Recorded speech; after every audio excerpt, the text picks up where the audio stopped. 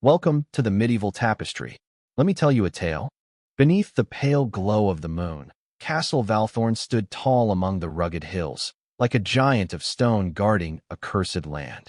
Its gray walls, covered in moss and age, bore the scars of time.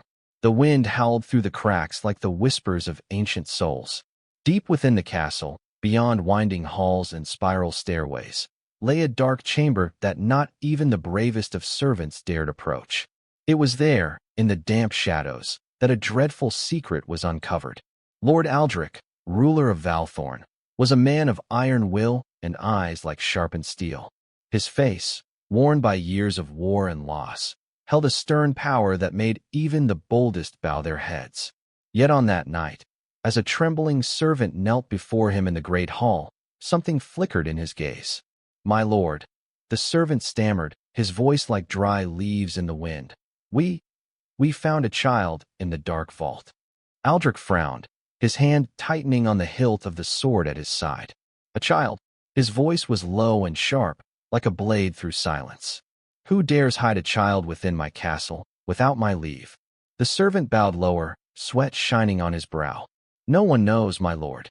The child, it was hidden behind a sealed wall. We found it only when a stone came loose, and we heard the weeping." The great hall fell into stillness. From knights to servants, none dared speak. The cry of a child from the vault, this was no simple matter. Whispers stirred in their minds of an ancient curse said to haunt the house of Valthorn. It was told that centuries ago, a child of the bloodline had been hidden away to escape a grim prophecy, though no soul knew the truth. Still, such tales, whether false or true, bred fear in the hearts of the people. Aldrich rose, his black cloak billowing as he stepped down from his throne. "Take me there," he ordered, his voice unshaken. The knights followed swiftly, their armor clattering like a storm through the stone corridors. As they descended into the depths, the air grew heavy with damp and dust. A torch cast flickering light upon the walls, where faded carvings whispered of old, forgotten times. At last they reached a small room, hidden behind a wall just wide enough to slip through. Inside, upon a rough bed of straw and torn cloth, lay a child, no more than 3 years of age, with tangled dark hair and wide, frightened eyes. The child wore only a ragged tunic, but round its neck hung a silver pendant, the crest of House Valthorn, an eagle with wings spread wide. Aldrich knelt, his gaze fixed upon the pendant. "Who placed you here?" he murmured, though whether he spoke to the child or to himself, none could tell. The child stared at him, lips trembling, but no words came. Then came Elric, Aldrich's closest companion and the only man who dared speak plainly to him. He stepped forward, his voice low and cautious. "My lord, this pendant, it cannot be chance. Someone within these walls knows of this child." Aldrich stood tall once more, his eyes sharp as a drawn blade. "And that someone shall answer to me." He turned to the servant. "Bring the child to the great hall. Feed it, keep it safe. No hand shall touch it until I give word." As the child was carried away, its faint cries echoed through the dark like a warning. Aldrich remained still, his hand clenched upon his sword. His mind swirled with questions. The curse of Valthorn, though he had never put stock in it, now seemed to breathe once more. Who had hidden the child and why? Was this a plot to bring him down, or a secret bound to his own blood? In the great hall, news of the child spread like wildfire. Courtiers whispered, suspicion flickering in every glance. Lady Rowena, an aged noblewoman with silver hair and eyes keen as thorns, stepped toward Aldrich. "My lord," she said, her voice sweet, yet laced with scorn, "a child in the vault, bearing the crest of your house. Surely you do not think this mere chance." Aldrich cast her a sidelong glance, but did not speak at once. Rowena was not to be trusted, ever scheming to strengthen her place at court. Still, she knew much of Valthorn's history, and perhaps more than he himself. "If you know aught, Rowena," he said at last, his voice slow and heavy, "speak it now. Else test not my patience." She smiled, but her smile was cold as winter's breath. "I merely say, my lord, shadows oft conceal the truth, and truth, at times, is more perilous than any blade." That night, Aldrich did not sleep. He sat alone in his chamber before the fire, its light dancing upon his face in patterns of gold and shadow. The child, the pendant, the curse, all were pieces of a puzzle he could not yet see whole. But one thing he knew, someone in the castle, perhaps even one closest to him, was hiding a secret, and he swore he would uncover it, even if the price was blood. The pale light of dawn crept through the narrow windows of Castle Valthorn, but the air within the great hall remained heavy, as if night still lingered. Lord Aldrich sat upon his high seat, his cold eyes sweeping over the gathered courtiers, who murmured in hushed tones like leaves rustling before a storm. The child found in the dark cellar had now been washed, dressed in clean linen, and was sleeping soundly in a guarded chamber. Yet its presence, like a stone cast upon still water, had stirred waves of fear and suspicion in every heart within the castle. Aldrich summoned his most trusted adviser, Master Caius, a scholar bent with age, his hair white as winter frost, his hands trembling not from fear, but from the weight of years. Caius alone among them could read the ancient scripts, the scrolls that told of the house of Valthorn's old blood and older curses. Caius, Aldrich spoke, his voice low and firm as iron. You have read the old parchments, the tales of the curse. Tell me, how is the child bound to it? The old man bowed, his gaze drifting to the floor. My lord, the curse, it is but a legend, a tale told to frighten children and keep secrets buried. There is no proof that it holds truth. His voice wavered, not from deceit, but from the burden of what he must now say. Yet, there is a story. It speaks of a child, born of Valthorn blood, hidden away to escape a prophecy which claims that such a child shall bring ruin upon the realm. A hush fell upon the hall. The courtiers' eyes flickered with dread and doubt. In the corner, Lady Rowena allowed herself a knowing smile, as though she had long suspected this turn of fate. Aldrich's hand gripped the arm of his throne, his nails scraping against the wood. Ruin, he echoed, his voice cold as winter steel. And who penned this prophecy? A mad seer? A traitor with ink and lies? Caius shook his head slowly. None can say, my lord. The parchment speaks only of a child marked by the eagle, the symbol of Valthorn. And, he hesitated, glancing toward the hall where the child now lay under watch. The pendant around the child's neck, it matches the old description. Aldrich rose, his black cloak swirling like a shadow behind him. Enough, he barked, silencing the room. I do not fear old wives' curses, but if someone seeks to use this child to strike at Valthorn, they will taste my wrath. He turned to Elric, the knight loyal beyond question, his hair unkempt and eyes unwavering. Elric, you shall guard the child. None shall approach it unless I give word. Elric nodded, though a shadow crossed his gaze. My lord, he said carefully, if the prophecy holds truth, should we not send the child away, for the safety of all? Aldrich's eyes flashed like drawn blades. Do you fear a child's cry, Elric? Or do you doubt your own loyalty? The knight bowed his head, silent. But the air between them grew tense, as though a blade hung invisible above the hall. Elsewhere, in a shadowed corridor where the stones breathed chill, Lady Rowena met with a hooded figure. The child has been found, she whispered, her voice sweet as honey and sharp as glass. Aldrich will not rest until the truth is his. You know what must be done. The figure nodded, their face cloaked in darkness, save for a sly, wicked grin.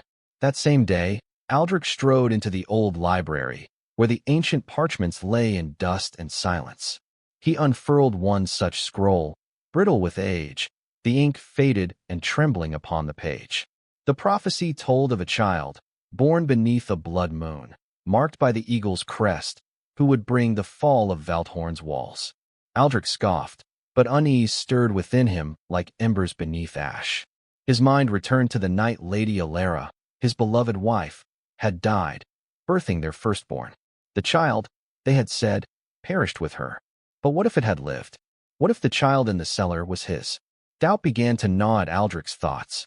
He summoned the servants who had found the child, questioning them with sharp eyes and sharper words. One of them, a young maid named Mira, spoke softly, her voice trembling. My lord, I heard the crying from behind the stone wall. No one dared look, until one of the stones loosened. There was food and water. Someone had cared for the child. Someone knew. Her words struck Aldrich like a blade in the dark. He turned to Caius. Who among us has leave to walk the deep halls without my word? Caius shook his head slowly, but his eyes flicked toward Rowena, who stood nearby feigning interest in a woven tapestry. Aldrich saw the glance and fury sparked in his chest. "Rowena," he called, voice like frost. "What do you know of this?" Rowena turned, eyes gleaming with challenge. "Me, my lord. I am but an old woman, keeper of stories and silence. If you suspect me, ask your questions. But beware, the truth is not always what you wish to find." Aldrich said nothing. He knew she was a player in a dangerous game, yet he lacked the proof to name her enemy. That night, as the castle slumbered beneath the stars, Aldrich stood by his window, gazing out into the dark woods beyond the walls. The child, the curse, the shadow of betrayal. They coiled around him like a serpent in the night. He knew he must act. He must uncover the truth before his court unraveled in whispers and fear. But one question echoed louder than the rest, a whisper that chilled his very soul. Is the child mine, or merely a pawn in the hands of my enemy? The great hall of Valthorn stood heavy with unease, its stone walls echoing with whispers that grew bolder by the hour. Torches flickered, casting long shadows that danced like specters across the faces of the gathered court. Lord Aldrich, clad in dark furs, sat upon his oaken throne, his gaze sharp as a blade. The child from the dungeon, now cleaned and clothed in simple wool, slept in a guarded chamber, yet its presence lingered like a storm cloud over the castle. The discovery of the babe, marked with the eagle's sigil of Valthorn, had sown seeds of doubt, and the court was ripe with mistrust. In the dim light of dawn, Aldrich summoned his closest advisors to the council chamber, a cold room lined with tapestries depicting the triumphs of his forebears.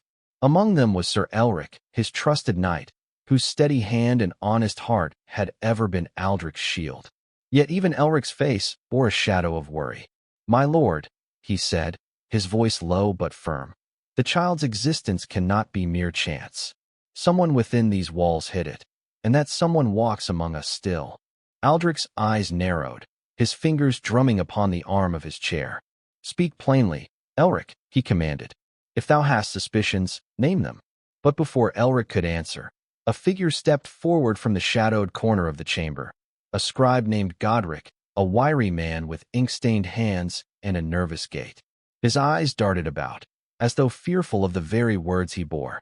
"My lord," Godric stammered, bowing low, I have found something. A parchment, hidden in the archives, sealed with wax and marked with the sign of a serpent." He held forth a crumpled scroll, its edges frayed as if touched by time's unkind hand. Aldrich took it, his face unreadable, and broke the seal. The words within were written in a hurried script, speaking of a plot to conceal a child of Valthorn's blood, a child meant to be kept from the light lest it bring ruin to the realm. The chamber fell silent, save for the crackle of the hearth.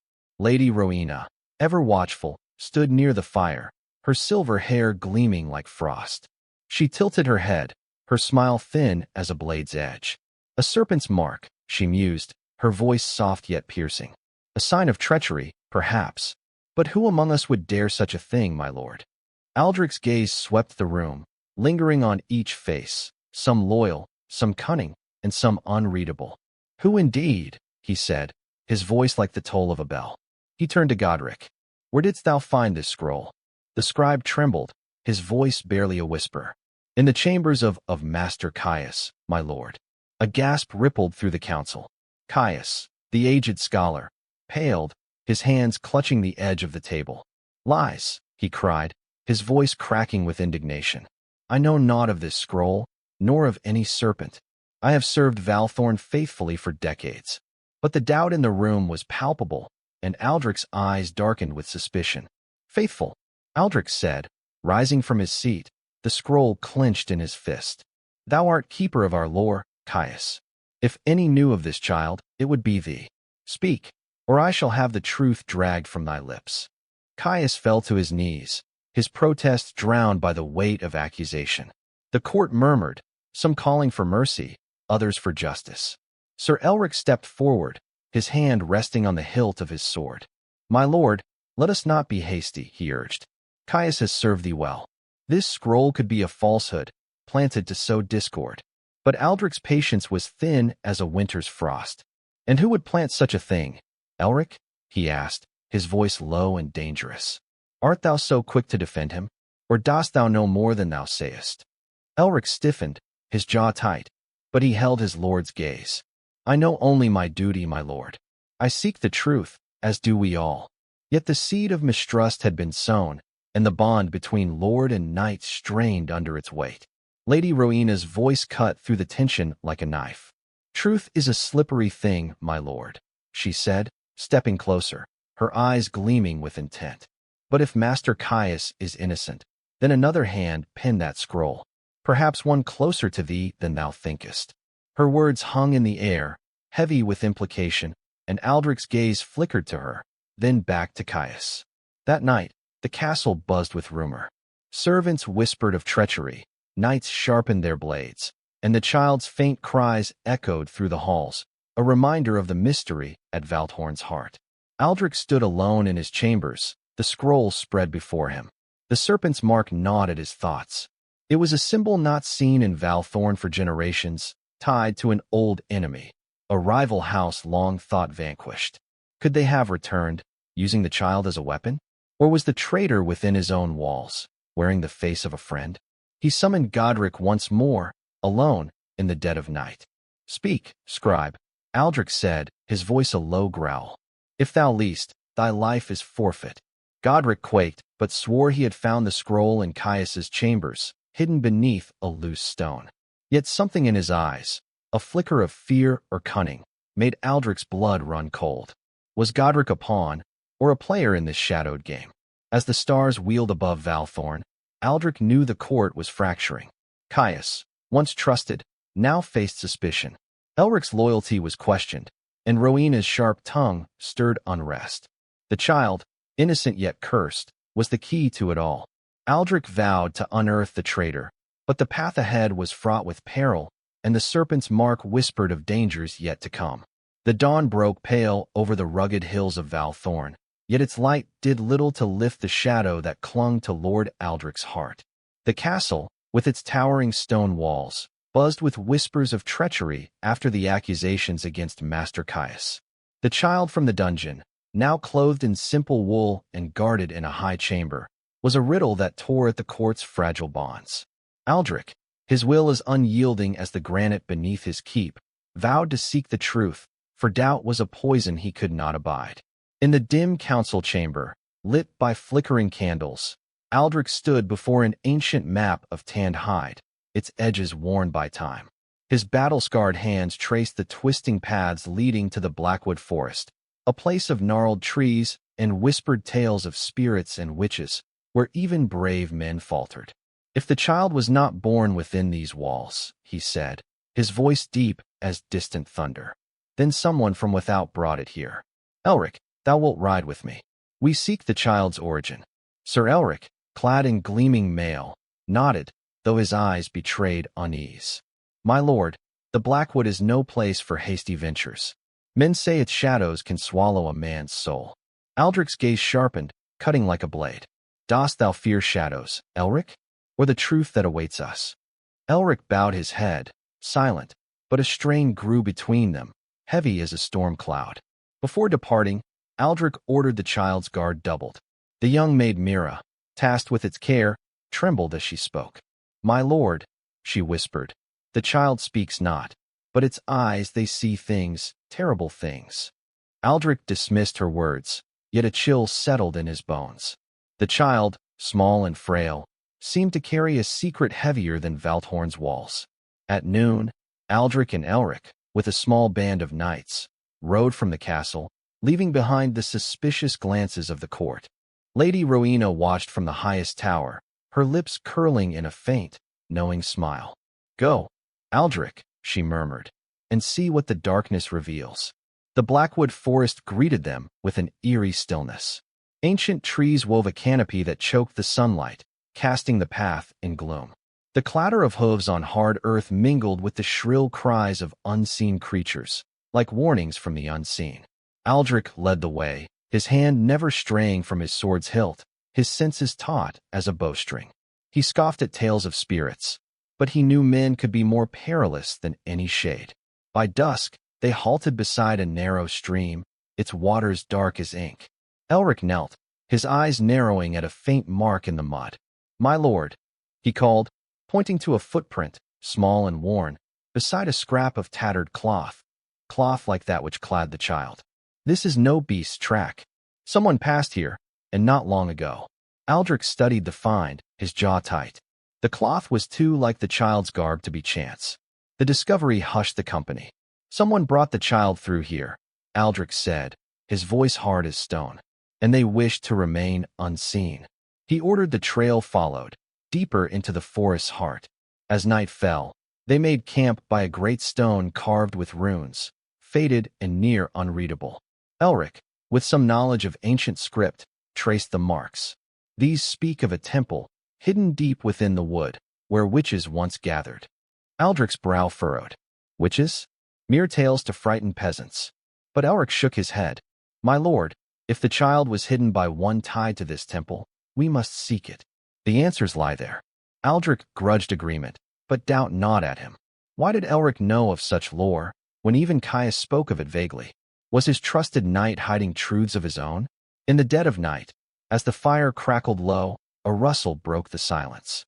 The knights drew steel, ready for battle, but no beast emerged. Only an old man, ragged and leaning on a gnarled staff, his eyes clouded like mist. "What seek ye in the Blackwood?" he croaked, his voice dry as dead leaves. Aldrich stepped forward, hand on his sword. "We seek truth of a hidden child. What knowest thou?" The old man cackled, showing broken teeth. "The child with the eagle's mark?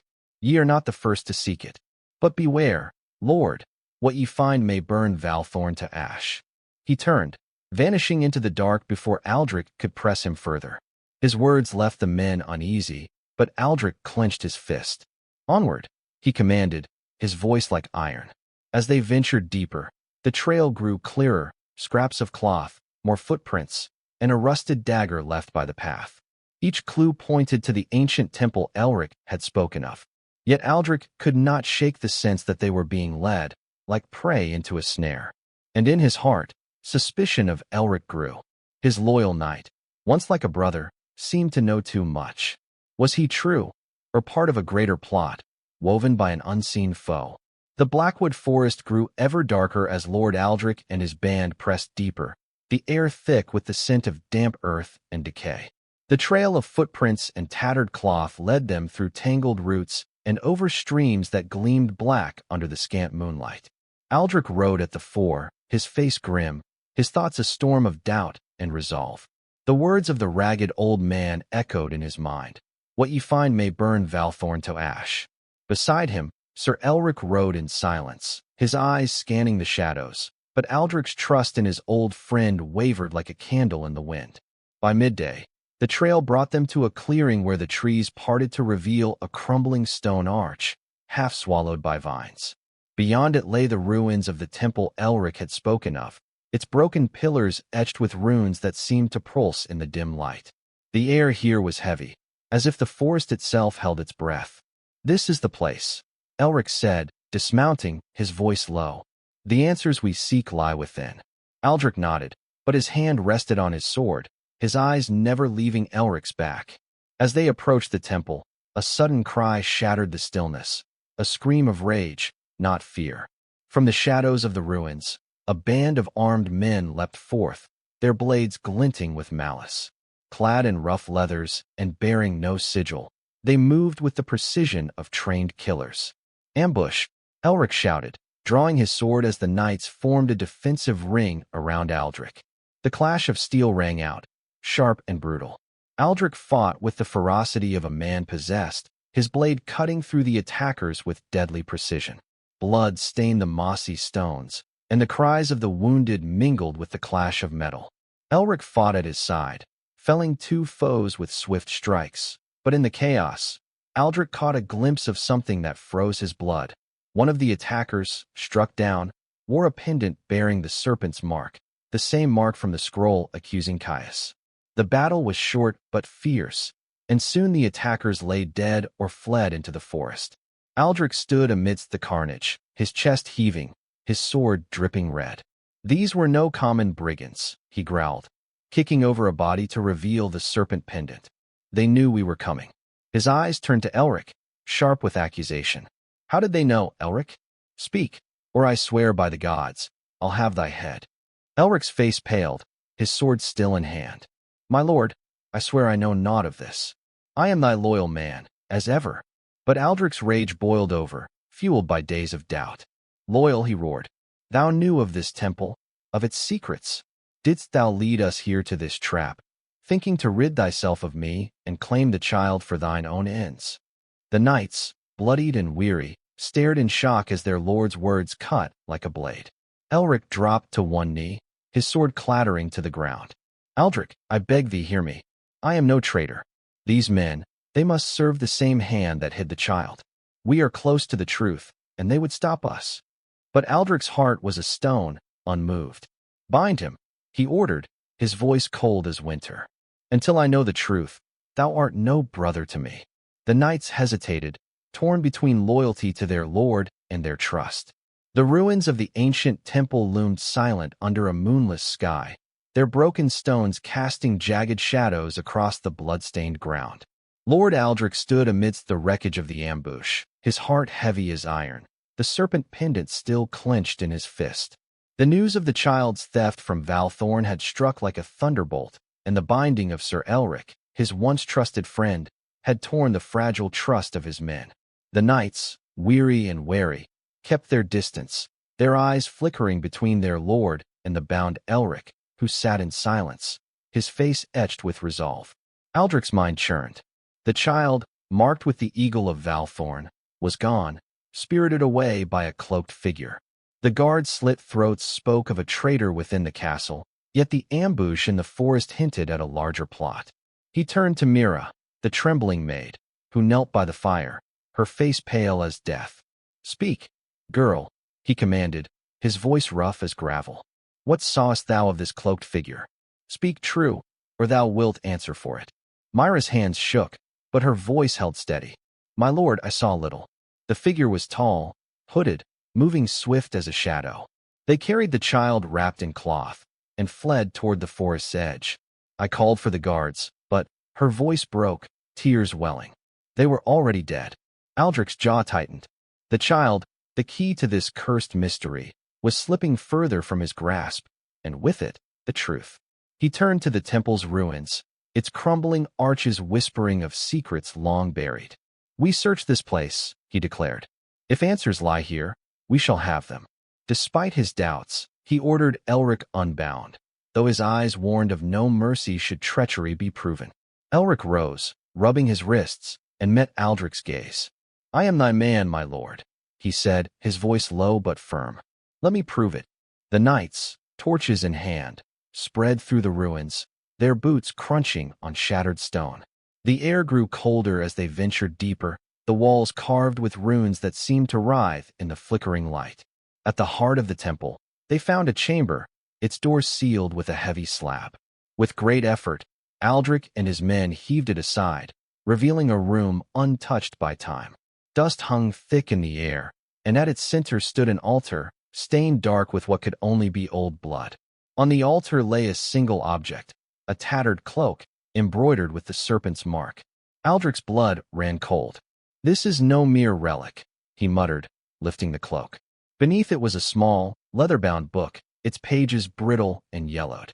He opened it, revealing script in a tongue so ancient even Elric, with his knowledge of lore, could only guess its meaning. It speaks of a prophecy, Elric said, peering over Aldric's shoulder. A child of Valthorn's blood, born under a blood moon, destined to bring either salvation or ruin. Before Aldric could respond, a low, rasping laugh echoed through the chamber. From the shadows stepped an old woman, her face lined like cracked parchment, her eyes glinting with a strange light. Her robes were tattered, yet adorned with symbols that matched the temple's runes. Ye seek the child, do ye? She croaked, her voice like the scrape of stone on stone. Fools, all of ye. The child is but a piece of a greater game. Aldric drew his sword, its blade catching the torchlight. Who art thou, crone? Speak, or I'll have thy tongue. The woman cackled, unafraid. I am Morgith, last of the seers who serve this temple. I know the child ye seek, and the curse that binds it. The eagle and the serpent are entwined, Lord of Valthorn. The child's blood is thy blood, and its fate is thy doom.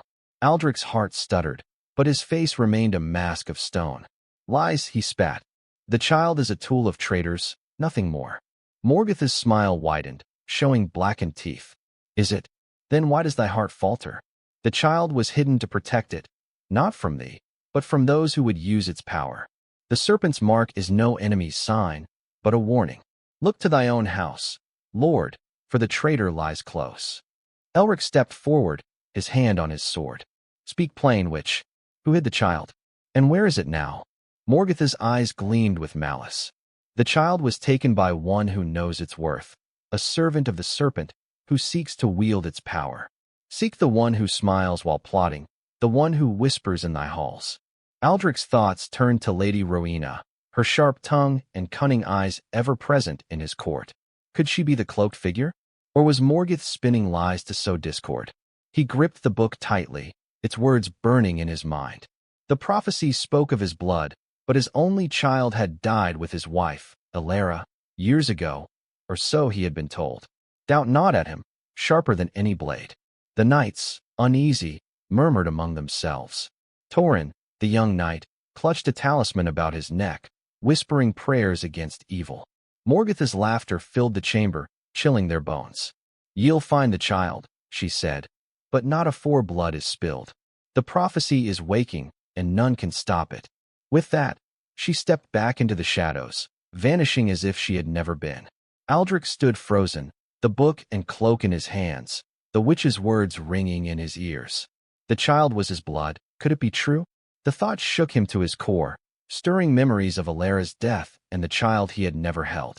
Elric's voice broke his reverie. My lord, we must return to Valthorn. If the child was taken, the traitor may still be within the castle. Aldrich nodded, his face grim. We ride at dawn. But mark this, Elric, if thou knowest more than thou sayest, no bond of brotherhood will save thee. Elric bowed, his eyes steady, but the rift between them deepened. As the knights prepared to leave the cursed temple, Aldrich felt the weight of Morgoth's words.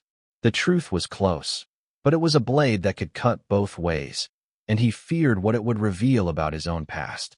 The dawn broke cold and gray over the Blackwood Forest, its mists curling like specters around the weary band of Lord Aldrich's knights. The temple's shadowed ruins lay behind them, but the weight of Morgoth's words clung to Aldrich like a shroud.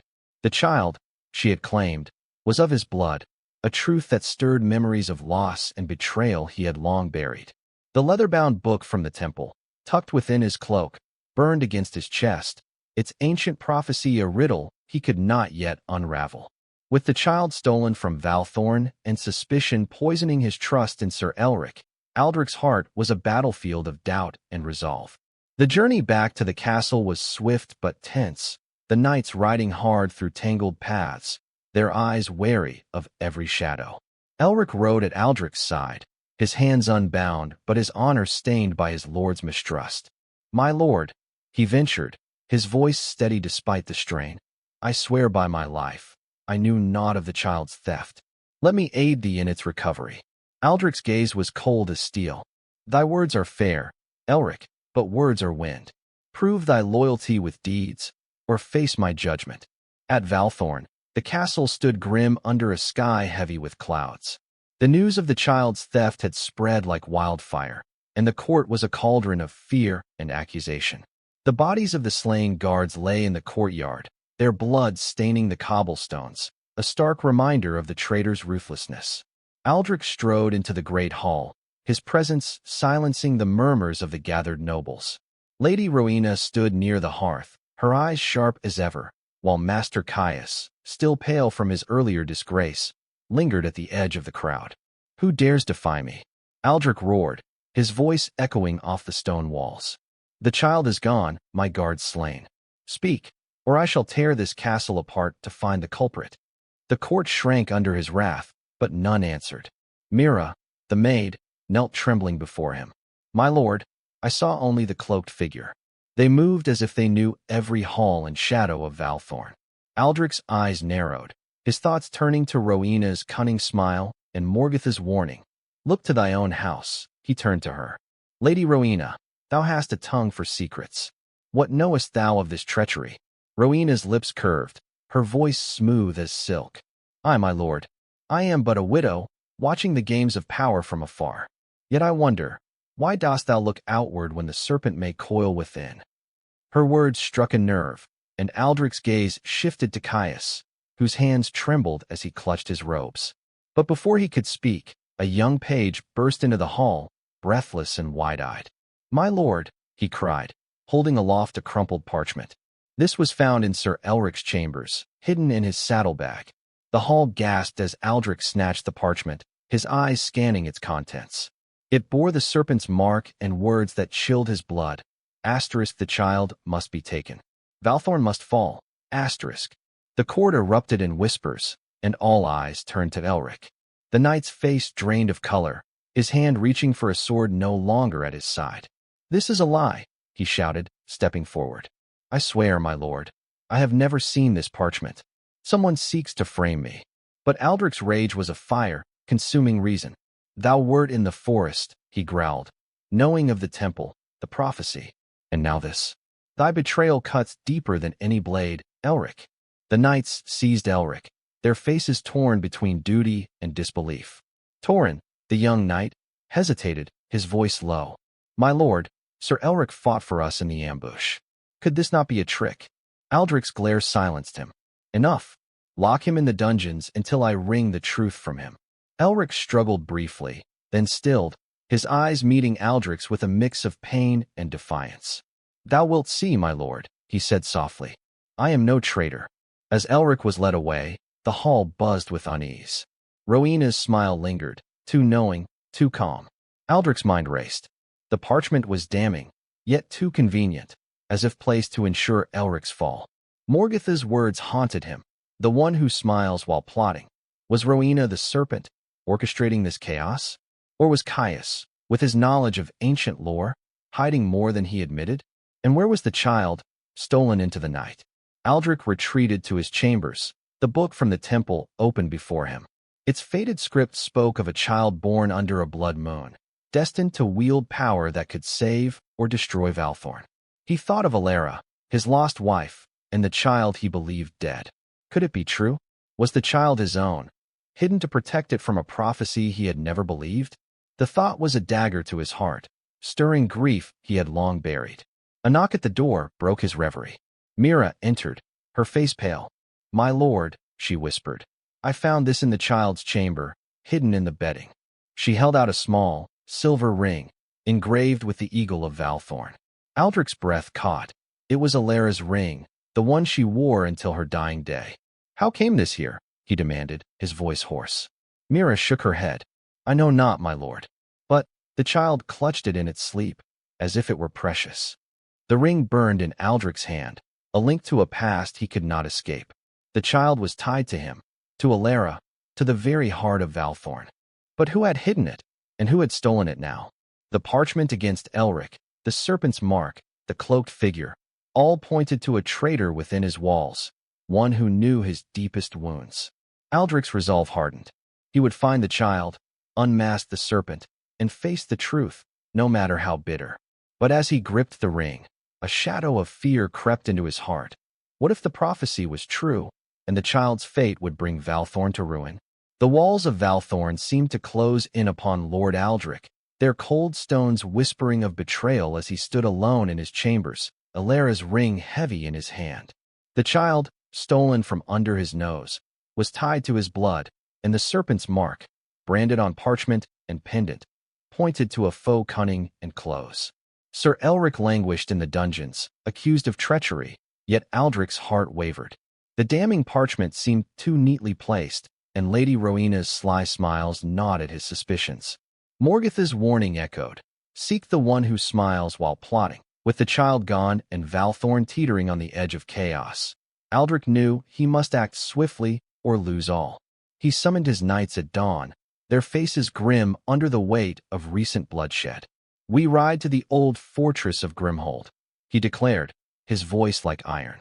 The cloaked figure fled toward the forest's edge, and Grimhold lies there, abandoned but not forgotten. If the child is held there, we shall find it." The knights nodded, though unease flickered in their eyes. Grimhold, a crumbling relic of a fallen house, was said to be cursed, its halls haunted by the ghosts of a war long past.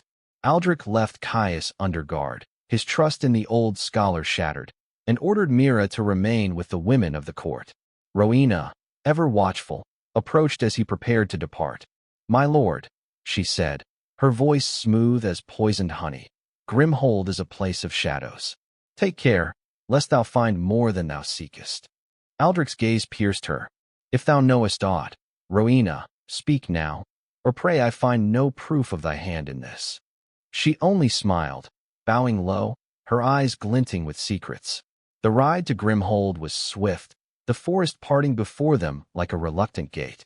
The fortress loomed at dusk, its broken towers clawing at the sky, its gates yawning like the mouth of some ancient beast. Aldrich dismounted, his knights fanning out, torches casting eerie light on walls scarred by fire and time. The air was thick with the stench of rot, and a faint sound, like a child's cry, drifted from within. Aldrich's heart quickened, but his hand gripped his sword, ready for what lay ahead. Inside, the halls were a maze of collapsed stone and cobwebs, the silence broken only by the drip of water and the scuttle of rats. The knights moved cautiously, their blades drawn, until they reached a great hall where a single figure stood, cloaked and hooded, the child cradled in their arms. The child's eyes, wide and fearful, met Aldrich's, and the sight of Alera's ring glinting on its tiny finger struck him like a blow. "Show thyself," Aldrich roared, his sword raised.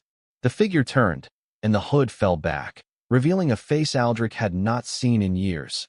Lord Varric, once a rival of Valthorn, long thought dead in the wars. His gaunt face was twisted with hatred, his eyes burning with a zealot's fire. "Aldrich," he hissed, "thou hast come at last. The child is mine to wield, its power promised by the serpent's will." Aldrich's blood ran cold. "The serpent? Thou art the traitor, Varric. Why hide the child? What madness drives thee?" Varric laughed, a sound sharp and cruel. "Madness? Nay, vengeance. Thy house stole my lands, my honor. The prophecy speaks of a child to bring Valthorn's fall, and I have guarded it, raised it in secret, to fulfill that fate." The knights tensed, ready to strike, but Aldrich raised a hand. "The child is of my blood," he said, his voice steady despite the storm within. "Thou hast no claim." Varric's smile was venomous. "Thy blood, aye, but born of Alera's shame. She bore it in secret, fearing thy wrath, and gave it to me to hide from the prophecy's curse. But I saw its power, a weapon to destroy thee." The revelation hit Aldrich like a hammer. Alera, his beloved, had borne a child in secret? The pain of her loss, the lies of her death, surged anew. "Liar," he roared, lunging forward, but Varric stepped back, drawing a dagger to the child's throat. "One step, and it dies," he snarled. The knights froze, their eyes darting to Aldrich, awaiting his command. In that moment, a shadow moved in the hall's corner. A figure leapt forth, Sir Elric, freed from the dungeons by means unknown, his sword flashing. "Varric!" he shouted, striking the dagger from the traitor's hand. The child fell, caught by Torin, who had followed Elric in secret. Varric screamed, drawing his own blade, and the hall erupted in chaos. Aldrich and Elric fought as one, their swords a blur, until Varric fell, his blood pooling on the stone floor. The child, unharmed, clung to Torin, its cries echoing in the ruined hall. Aldrich knelt beside it, his heart torn between rage and relief. Elric, bloodied but unbowed, met his gaze. "I swore my loyalty, my lord," he said, breathless. "I broke free to follow thee, to prove my truth." Aldrich's eyes softened, guilt mingling with gratitude. "Forgive me, Elric," he said, his voice low. "I doubted thee wrongly." But Varric's final words lingered. Alera's shame. The child was his, yet born in secret, hidden to thwart a prophecy. As the knights secured the fortress, Aldrich held the child, its small hand clutching Alera's ring. The truth was closer, but it was a jagged blade, cutting deep. Varric was dead, but the serpent's mark remained, and Aldrich knew the true mastermind. Perhaps Rowena, perhaps another, still lurked in Valthorn's shadows, waiting to strike. The walls of Grimhold's ruined hall stood silent, their broken stones bearing witness to the blood spilled in the clash with Varric. Lord Aldrich held the child close, its small frame trembling against his chest, Alera's ring glinting in the torchlight. The revelation of Varric's words, that the child was born of Alera's secret, hidden to defy a prophecy, cut deeper than any sword. Sir Elric stood nearby, his face bruised but resolute, his loyalty proven in the fire of battle. Yet the serpent's mark, etched in Aldric's mind, whispered of a greater treachery still lurking within Valthorn's walls. The knights, weary and blood-stained, gathered the child and secured the fortress, their eyes wary of the shadows. Torrin, the young knight, cradled the child gently, his face pale with the weight of what he had seen. "My lord," he said, his voice low, "the child is safe, but what of Varric's claims? If it is thy kin, what then?" Aldric's gaze darkened, his hand tightening around Alera's ring. "If it be my blood," he said, his voice rough as stone, "then I must know the full truth." We returned to Valthorn at once. The ride back was swift, the forest's gloom parting before their urgency. The child, wrapped in a knight's cloak, slept fitfully in Aldric's arms, its small hand clutching his finger. Each jolt of the horse stirred memories of Alera, her soft voice, her gentle touch, and the night she died, or so he had been told. Varric's words gnawed at him, Alera's shame. Had she hidden the child from him, fearing his wrath or the prophecy's curse? The thought was a wound, raw and bleeding.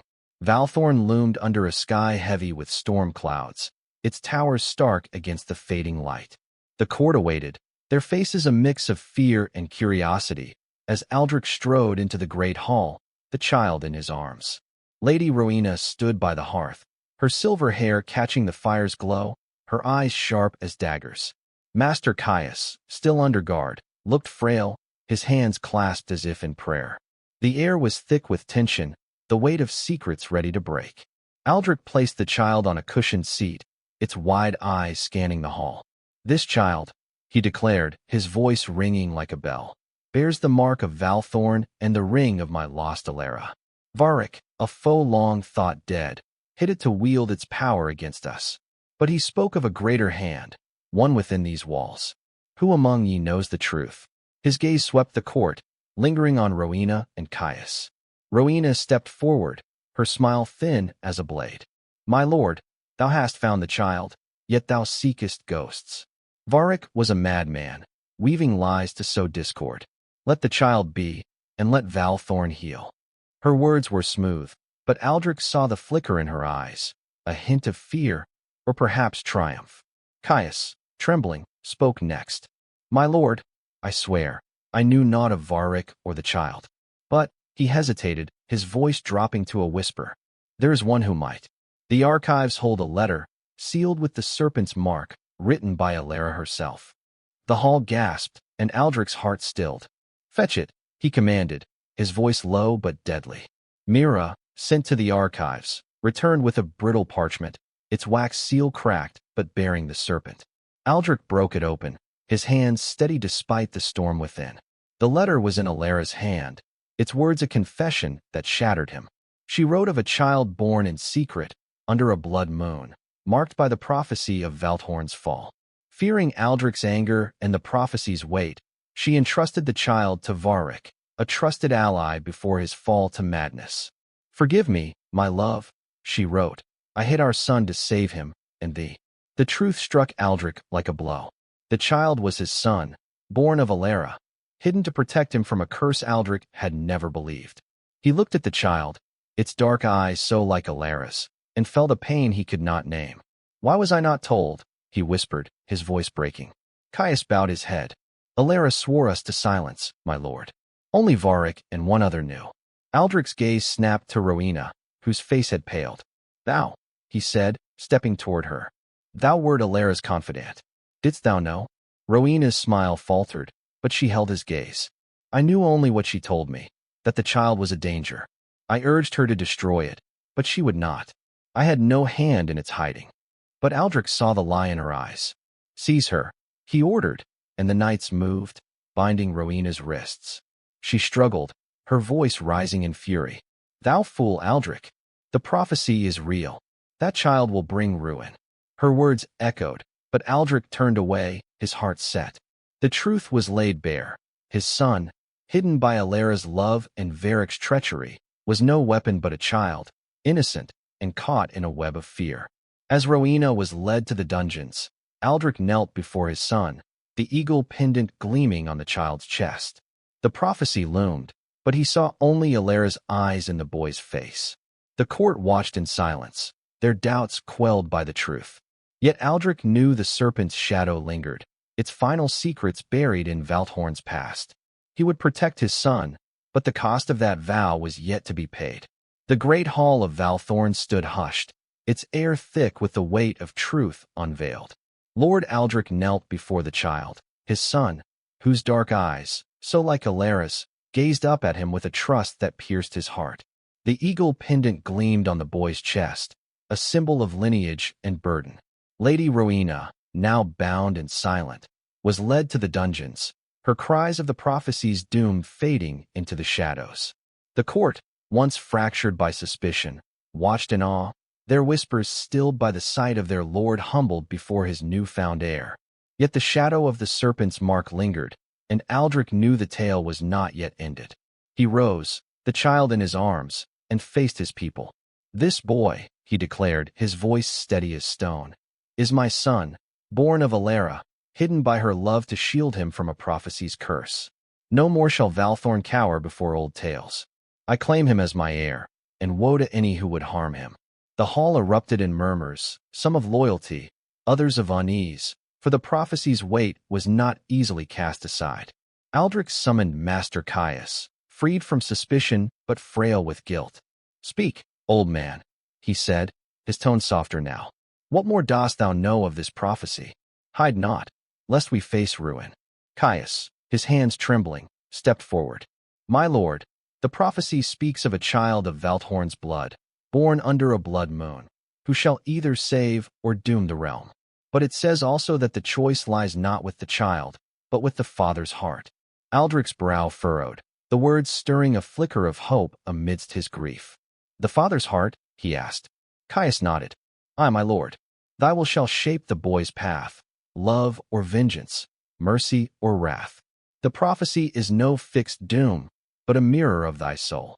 The words settled heavy on Aldrich, for his soul was scarred by loss, doubt, and the fresh wound of Alara's secret. That night, he sat alone in his chambers, the child asleep in a cradle by the fire, Alara's ring resting on the table. The leather-bound book from the temple lay open, its final pages revealing a truth Caius had not spoken. The prophecy required a sacrifice to break its curse.